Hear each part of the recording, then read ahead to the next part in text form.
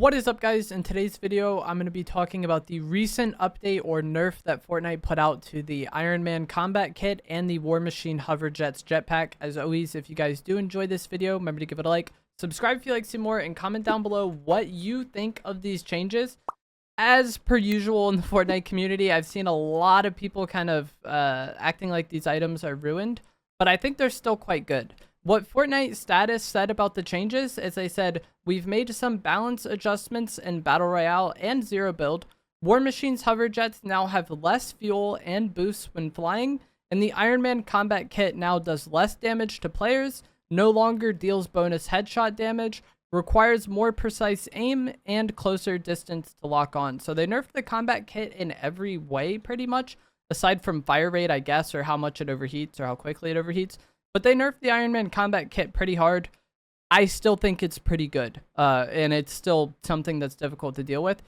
For the jetpack change, it now runs out of fuel faster. Like, this is noticeable, but it's not the end of the world, especially because it's something that regenerates over time. If jetpacks had like a single use where like once you ran out of fuel, the item was gone, or maybe you had to like bring it to the gas stations to refuel it, I feel like that would make this nerf much more noticeable. But it's really just something you got to be a little bit more mindful of when you're playing the game. And as long as you don't overuse the jetpack and then get caught in a situation where you have no fuel, I feel like it's something that's not really going to bother you too much. It's still a very good item. The Iron Man gloves themselves, as far as the changes go, the damage was reduced from 30 to 24. The lock-on range was reduced from 50 meters to 40 meters. There is now no headshot multiplier, as Fortnite status said.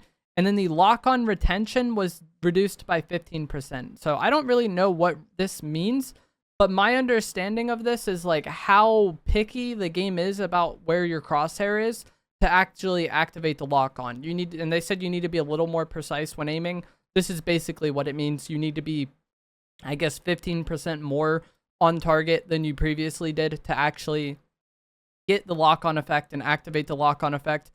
I don't think this is the biggest deal in a lot of fights, because a lot of times what the Iron Man user wants to do is just jetpack up and shoot down on you. And if that's happening, then it's still probably going to be pretty easy for them to track you. But in situations where you're trying to get away from the item, or maybe you're using some mobility of your own, that's possibly a situation where this lock-on retention nerf maybe will come into play. And I feel like that's the biggest way in which this was changed. It's just like more escapable than it was before. Like I said, I think the jetpack is still very important and very much worth using. You just need to pay a little bit more attention. If you think you're about to get into a fight, don't just full spam your jetpack. If it's at half fuel, maybe kind of take a little bit of a break and let it regen. You just don't really want to be caught using your jetpack for mobility to the point where the fuel is incredibly low. That way you don't have fuel when a fight breaks out. Using double mobility like the Sherry Claws, for example, also makes this much easier to deal with, because you kind of have two mobility items rather than relying on just the jetpack, and so you're going to be using less fuel, you know. The time where the fuel will go most quickly is going to be when you're in the air and boosting while being in the air the entire time. In those situations, it runs out incredibly fast, and you need to be very mindful of those situations when you're doing it, because if you're running out of fuel and you don't realize, that's going to be bad. I feel like this, in a way, it's like an indirect nerf to the Iron Man gloves. If you're just using the dashes and you're using it to travel, it still has plenty fuel. But if you're in every fight kind of jetpacking up, spamming your dashes and trying to be annoying to hit while you just shoot down on people with the Iron Man combat kit and the auto turret, you're going to run out of fuel pretty quick. And that is why I think this jetpack nerf was actually a more targeted nerf to the Iron Man gloves rather than a nerf to the jetpack itself. Like, the jetpack did get nerfed, but like, I feel like this hits the Iron Man playstyle more than anything else. I think the gloves are still pretty effective, and it's something you still need to respect when playing against. If you run into somebody using Iron Man gloves and you just completely disrespect them because this item got nerfed and don't take the fight seriously, kind of play it lazily and just sit out in the open, shoot at them, you're going to get melted pretty quick by the Iron Man glove still. It's still a very melty item to deal with. Like, you can die incredibly fast to this item. It just has more counterplay now, I think. It doesn't kill as fast, but I still think it's a top tier item in the game right now.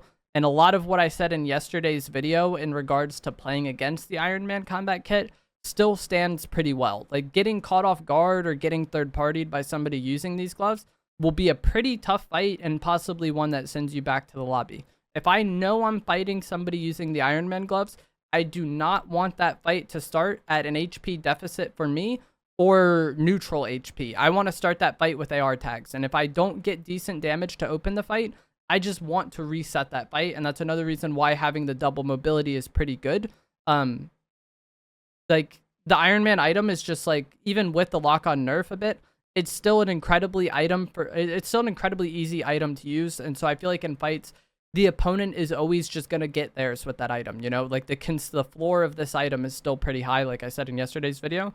And so going against it on neutral HP, you kind of put yourself in a situation where like you need to be perfect. But if you know, get an HP advantage on them and then push and try to take advantage of that HP advantage, I think that's going to be the best time or like what results in you having the best success versus this item. So I think the opening damage tags are still important. The lock-on range going from 50 to 40 meters does help when fighting it, but I feel like a lot of the fights where like they're just kind of jetpacking above you and shooting down, you're always within 40 meters anyways. I feel like it's not like they made it 20 where they got to get on you, you know? So I feel like people can still play mostly the same with this item. I think the time where the range of the lock-on is most helpful to you, and the lock-on retention thing is most helpful to you if you're playing against it, is that it kind of gives you more room to escape. Like the fact that it now cuts off at 40 meters, I feel like makes situations where you can escape this item a little more plausible than it was before. And so double mobility is my solution to this item. Anytime I get into a fight that's not on good terms for me versus a glove user, I just want to use the Sherry Claw Jetpack combo, get out of there. Maybe they chase and then I can beam them and make it a more favorable situation. Or we can reset the fight and take it later on. You just don't want to be in a deficit versus this item because it's so consistent. They will just eventually, you know, beat you if they do have that damage advantage. And then, like I said yesterday as well, cars I also really like for dealing with this item because it makes it a little less, like they can't hit you with it when you're in the car. They can hit you with the uni-beam, but as long as you play it right, that's not that big of a deal. If someone tries to uni-beam me, I'm going to get out of my car and beam them, and then that's going to be my HP advantage, and I'm going to press that fight and, you know, get that elimination. But just, like, not getting beamed by the regular version of it when you're in the car is quite good, I think.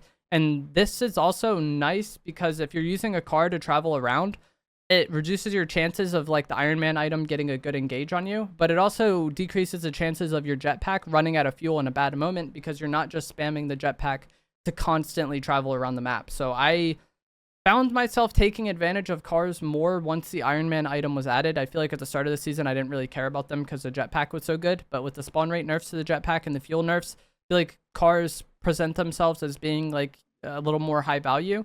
And then also reduces the chances of just getting caught off guard by the Iron Man thing. And I feel like that's what the Iron Man user wants, is they just want neutral HP, they jump on you, they spam it, and then you're probably back in the lobby. But that is going to be it for this video and the changes. I think the changes were good, but the Iron Man item is still very annoying to deal with, and it's still something that's going to be very good. So if you were upset that they nerfed it because it was like the only way you were getting wins, I think you could still use it and use it in pretty much the exact same way as you did before, and you're probably going to win a lot of games doing so. Just people have more options when playing against it, especially if they use mobility. Let me know what you guys think in the comments. Give the video a like if you enjoyed it. Subscribe if you would like to see more, and I will see you guys in the next one. Thanks for watching.